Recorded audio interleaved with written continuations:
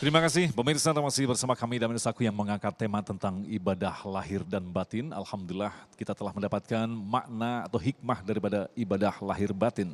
Tentunya kita juga ingin mencapai dalam level tersebut. Lantas hal-hal apa saja yang harus kita lakukan untuk mencapai kenikmatan dalam beribadah baik lahir dan batin? Ustadz Latif akan menjawabnya untuk Anda. Silakan Ustadz. Bismillahirrahmanirrahim. Assalamualaikum warahmatullahi wabarakatuh. Alhamdulillahi rabbil alamin. Wabihi nasta'inu ala umurid dunya waddin. Wassalatu wassalamu ala sayyidina wa habibina wa syafi'ina wa maulana Muhammadin. Wa ala alihi wa sahbihi ajma'in, amma ba'd.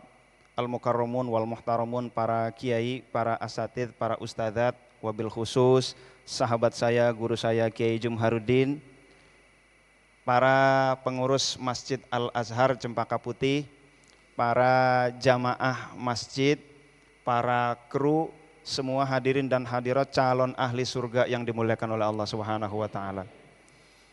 Alhamdulillah tadi kita sudah mendapatkan paparan yang luar biasa dari guru kita Pak Kiai Jumharuddin, betapa pentingnya ibadah batiniyah itu.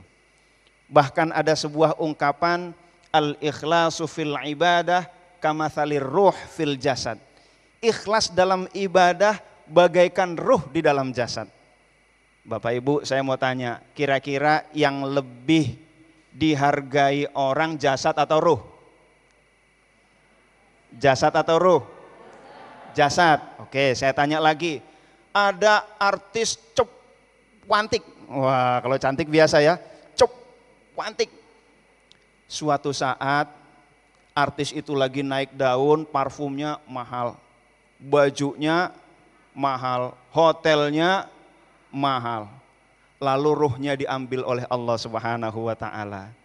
Saat ruhnya diambil oleh Allah, saya mau tanya, bajunya masih mahal enggak? Bajunya mahal apa murah? Parfumnya mahal atau murah? Hotelnya pantasnya di hotel bintang 5, 4, 3, 2, 1, rumah di atas tanah atau di dalam tanah? Jadi yang sesungguhnya mahal itu jasad atau ruh? Ruh. Orang yang sangat pintar luar biasa, profesor, doktor, saat ruhnya dicabut oleh Allah Subhanahu wa taala, yang tersisa tinggal jasad. Apakah dia bisa menghitung matematik? Enggak bisa. Lalu apakah orang masih menghargai sebagaimana dia masih hidup? Tidak. Jadi sesungguhnya yang mahal jasad atau ruh? Ruh. Nah, hadirin dan hadirat yang dimuliakan oleh Allah Subhanahu wa taala, maka ketika kita ingin mendapatkan ibadah lahir dan batin, ada satu kata. Berapa kata? Satu kata. Hanya satu kata, begitu ya? Yaitu suci. Kalau mata saya melihat masjid yang indah ini, kata mata saya masjidnya tidak indah, yang salah masjid atau mata saya? Mata saya. Maka yang perlu saya bersihkan apa? Bersihkan nih, jangan-jangan kacamatanya kacamata kotor. Begitu pula ibadah yang Rasulullah Shallallahu Alaihi Wasallam tadi sudah disampaikan guru kita, sholat sampai kakinya bengkak-bengkak. Lalu kita masih malas ibadah, yang salah, yang nikmat, yang tidak nikmat sholatnya atau kolbunya yang tidak bisa merasakan kenikmatan ibadah? Kolbu. Nah, hadirin dan hadirat yang dimuliakan oleh Allah, secara lahiriah ketika kita ibadah toharoh, bersuci dari hadas dan najis. Lalu bagaimana di dalam kolbu kita? Maka kolbu kita juga harus kita sucikan dulu. Kita mesti telanjang dan benar-benar bersih, suci lahir dan di dalam batin. Wah, gitu ya. Ingat siapa tuh? Ebit ya. Suci lahir, suci batin. Maka hadirin dan hadirat yang dimuliakan oleh Allah Subhanahu wa taala, kalau kita ingin menikmati pemandangan, bersihkan kacamata kita. Kalau kita ingin menikmati ibadah, bersihkan batin kita. Bagaimana cara membersihkannya? Rasulullah Shallallahu Alaihi Wasallam bersabda di dalam hadisnya, likulli syai'in siqalah wa siqalatul qalbi dzikrullah.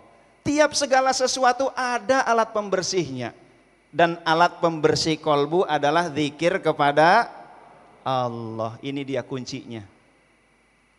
Kolbu bersih dari apa? Yang pertama, bersih dari dosa-dosa.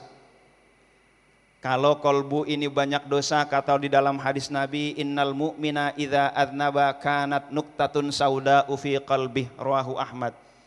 Sesungguhnya mukmin ketika berbuat dosa ada bercak hitam di kolbunya. Satu dosa, satu bercak, dua dosa, dua bercak. Makin lama makin banyak bercak. Kalau sudah makin banyak bercaknya gelap. Masjid ini ada kacanya. Kalau kacanya terang maka cahaya mudah masuk ke dalam masjid. Tetapi ketika kita beri bercak 1, 2, 3 sampai kotor itu kaca, cahaya tidak bisa masuk. Maka bersihkan kolbu kita, bersihkan jiwa kita, batin kita yang pertama dari dosa-dosa. Ini kunci pertama ya, bersih dari dosa-dosa. Hadirin dan hadirat yang dimuliakan oleh Allah Subhanahu wa taala. Yang kedua, bersih dari makanan yang haram. Suatu saat Al-Junaid Al-Baghdadi, seorang waliullah, seorang sufi, suatu saat curhat kepada emaknya, "Mak, kok akhir-akhir ini saya sholat susah khusyuk ya?" Kata beliau gitu. Luar biasa ya, seorang wali. Sholat enggak khusyuk, gelisah dia. Kadang-kadang kalau kita lain, itu waktu saya di Raudhah, saya sholat khusyuk. Saking jarangnya khusyuk. Giliran khusyuk, ingat.